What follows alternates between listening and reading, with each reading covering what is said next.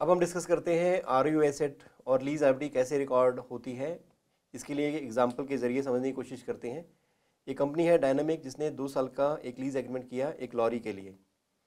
Contract में option है कि ये लीज टर्म एक्सटेंड भी कर सकते हैं, 1 साल एक्स्ट्रा भी ये यूज़ कर सकते हैं इस लॉरी को। डायनामिक को ये लगता है कि रीजनेबली सर्टेन है कि वो एक्सटेंड करेंगे ही, तो इसलिए लीज टर्म हम 2 साल ना मान के 3 साल मानेंगे।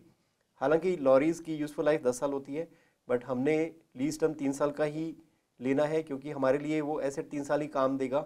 हमें इकोनॉमिक बेनिफिट 3 साल के दौरान ही मिलेंगे और लीज लायबिलिटी भी 3 साल में सेटल हो जाएगी। इनिशियल टर्म में जो पेमेंट होगी वो $10,000 होगी पहले 2 साल के लिए, और तीसरे साल जब हम एक्सटेंड करेंगे तब हमें पेमेंट 15,000 का करना होगा। सभी पेमेंट साल के एंड में हम कर रहे हैं। इस लीज कॉन्ट्रैक्ट में एंटर करने के लिए हमने डायरेक्ट कॉस्ट इनकर किए 3,000 के, और उसमें से लेसर हमें रीइंबर्स करेगा 1,000 के लीज इंसेंटिव, जिसकी वजह से हमारा आरओयू एसेट कम हो जाएगा।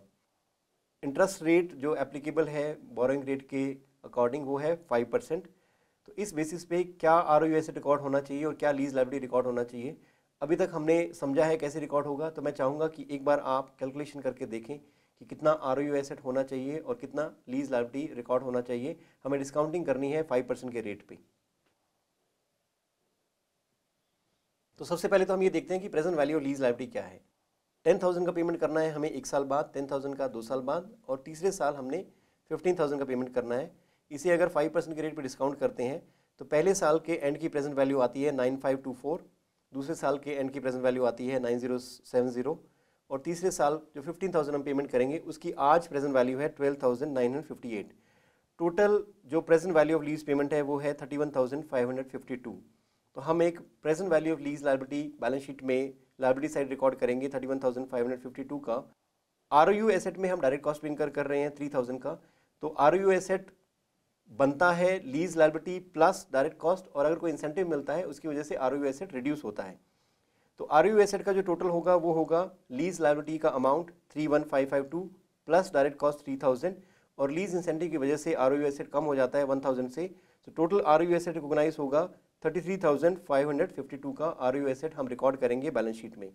ये 3 साल के दौरान अमोर्टाइज होगा, तो हर साल हम 11,184 का अमोर्टाइजेशन चार्ज प्रॉफिट और लॉस अकाउंट में रिकॉर्ड करेंगे, और 1 साल के बाद आरओयू एसेट की वैल्यू होगी 22,368 हमारी बैलेंस शीट में। लीज लायबिलिटी हमारी शुरू होती है 31,552 से। इसमें हम अनवाइंडिंग ऑफ डिस्काउंट करेंगे, 1 साल का इंटरेस्ट इसमें ऐड करेंगे 1,578, जो कि 5% ऑफ 31,552 है, और हम पेमेंट कर रहे हैं हर साल 10,000 का। तो 1 साल के बाद जो क्लोजिंग बैलेंस होगा वो होगा 23,129। 2 साल के बाद यही क्लोजिंग बैलेंस होगा 14,286, और तीसरे साल के एंड तक ये लायबिलिटी सेटल हो जाएगी और हमारा लायबिलिटी अमाउंट निल हो जाएगा। इस तरीके से हम आरओयू एसेट और लीज लायबिलिटी की अकाउंटिंग करते हैं। हमें इस लीज लायबिलिटी को करंट नॉन करंट डिस्टिंक्शन में भी डिवाइड करना होगा। ये बात ध्यान रखना, ये रिक्वायरमेंट है Ind AS 1 presentation of financial statements की, कि हमें कोई भी लायबिलिटी को करंट और नॉन करंट में डिवाइड करना होता है कि कितना अमाउंट हम 1 साल के अंदर पे करने वाले हैं और कितना अमाउंट हम 1 साल के बियॉन्ड पे करेंगे।